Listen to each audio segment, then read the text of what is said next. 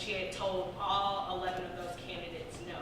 And so when I went into my career services offices, they were like, well, she's been pretty tough on the candidates that she's looking at for clerking for her this summer. So I'm not really, I don't want you to get your hopes up. We're not really sure how this is going to be will pan out. As soon as I walked into her office and sat down, there was no interview. She immediately told me that I wanted that job, that I could have that job, because I've been so active in Tulsa. She had been at events that I had planned. I had networked with her at prior events, and she said, I know you'll be a good fit for my office. I know that you're a hard worker. I know that you'll put in the work. And so we basically had a conversation about what my interests were once I graduated from law school and what I wanted to do, and I had the job, honestly, before I even sat down. So building those type of relationships and making those networking opportunities are so important, because you never know who's watching, you never know who's listening to what you're doing, what you're saying, and you never know what opportunity networking and being involved in these organizations such as FALSA can open up for you. And so the question that I have is, how important are first year internships, and what avenues can you take to secure future internships and externships for law school students? So I have two answers for that, and I might actually address some of your previous questions too. So internships are important, but as I always warn my students, take the first semester and solely focus on your classes. Here's why. A lot of times, unfortunately, the way internships are determined are by first semester performance.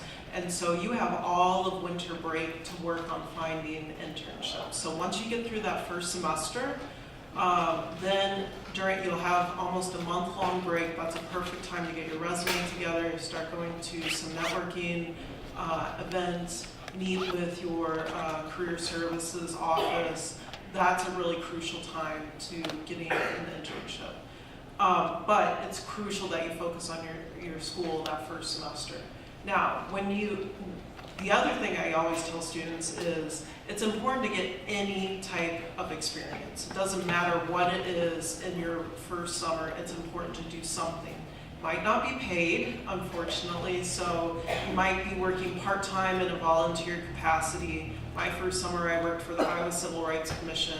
They paid me a whopping $7.25 an hour, but hey, I did it, I got great experience, and then I also waited tables on the side. It's crucial that you spend that second summer as well getting experience. I just wanted to piggyback, if it's okay, on some of the other questions about networking and making sure that you have a really good network when you're in law school. Here is one reason that law school is so hard. As a student of color, I remember going into my law school predominantly white. And one of the first weeks I was there, I think I was out at bar review, which is what some schools call their going around to different bars and socializing or whatever. Not studying for the bar exam, unfortunately. And we had just been discussing affirmative action in class for some reason. It wasn't even constitutional law, but I got in a conversation with some of my classmates. One of my classmates said, I just disagree with affirmative action, and you're probably one of those affirmative action admits, so you probably don't belong here. Now, he was intoxicated, I hope, but the reality is you're going to experience real hostility. And so when folks are up here saying, look, it's hard, it's not just hard because the schooling's hard. It's not just hard because you're killing yourself trying to understand these cases, but it's hard because law school oftentimes is very hostile. And I think as students of color, as people of color, we might experience what they call imposter syndrome. Anyone heard of imposter syndrome? Okay, for those of you who don't know what imposter syndrome is, it's the feeling like I'm a fraud, I don't belong here. You might get into a school where your LSAT is a little bit below the median. I know I had a lower LSAT, so I went in thinking, oh my gosh, I don't really belong here. I don't know if I'm really right to be here. And then I get a comment like that from a classmate of mine, and my confidence was shot. So my advice to you, and this is just, going through all 3 years of school, you have to find connections. You have to find a way to make sure that you believe in yourself, because that, to be honest, that's the hardest part of law school. It's not reading, it's not understanding the concepts. You can work yourself till you get that, but making sure that you believe I belong here, I am meant to do this, and no matter what anyone tells me, I will be a lawyer. That's what's important.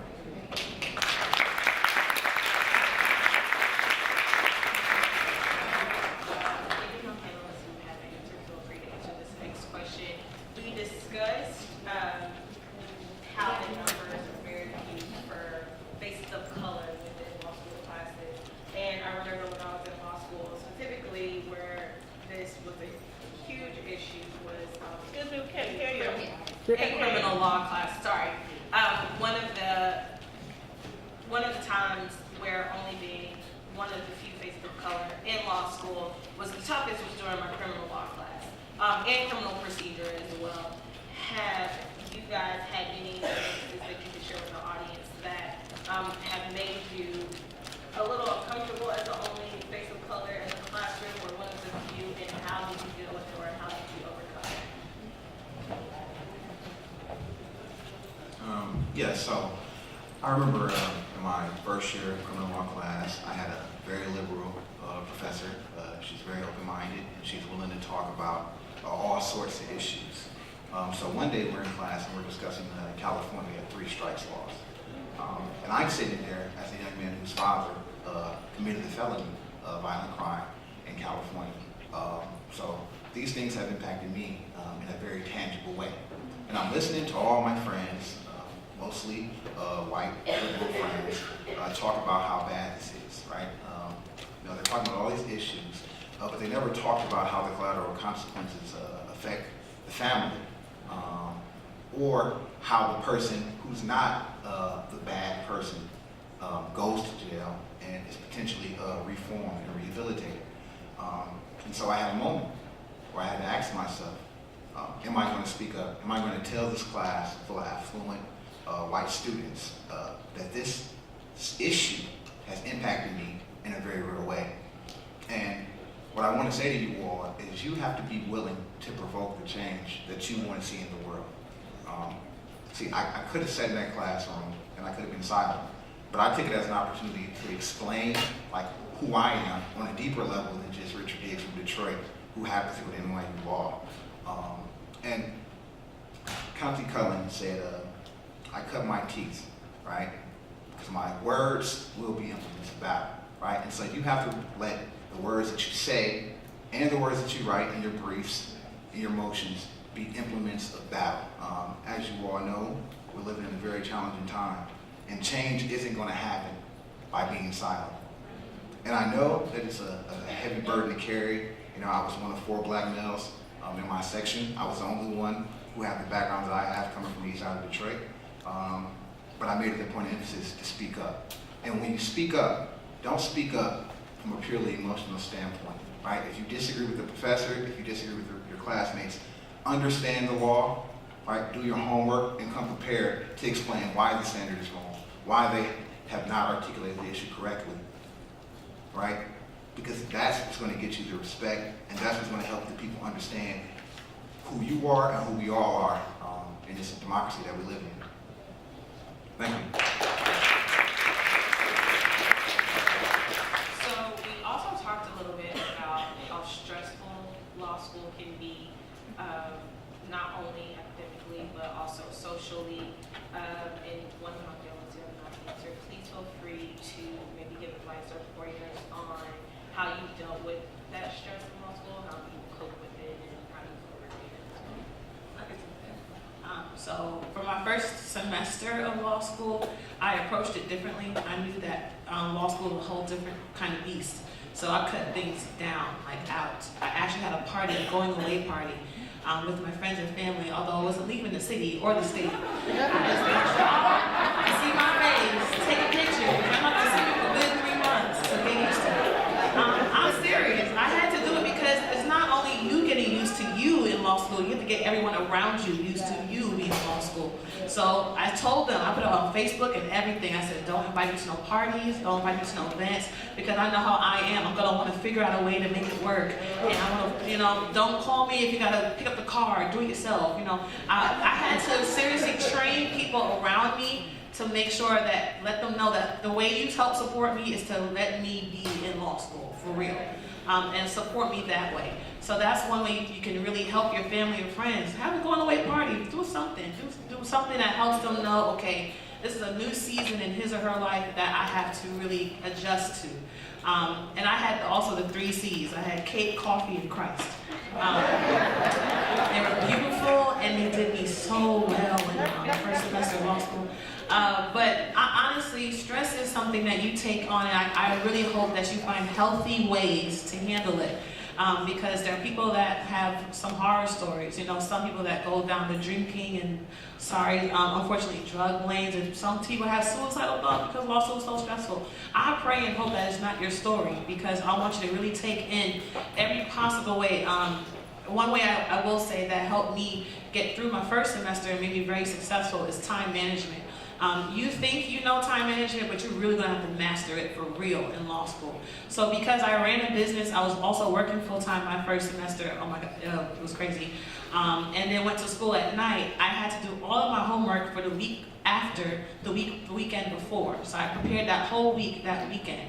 I made Friday night my free night to do whatever. So if it was just laying on the couch and watching a whole bunch of TV, or going to a movie, or hanging out with a friend, obviously not posting on Facebook, I wouldn't give nobody no ideas, but having that free time, because you just went through a whole week of cases and coursework, you need to totally numb out a little bit and just relax before you go back into studying. Saturday and Sundays were strictly studying for me. I cut out, I sang professionally at my church, all that stuff. I had to cut everything out that was technically extra to really give it my all, because I said, first semester, I want to see who I am. Am I 100%?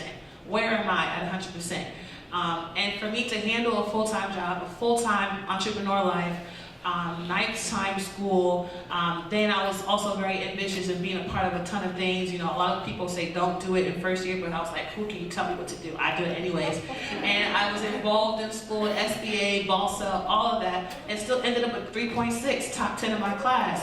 That takes discipline and a whole lot of dedication. So I want you to really be empowered to say, you can do that. You can even do better than what I did. And I want you to do better than what I did. So take that time and really look at your life and say, if law school is really important to me, I need to cut some things out. And be okay with that. And make people okay with that too.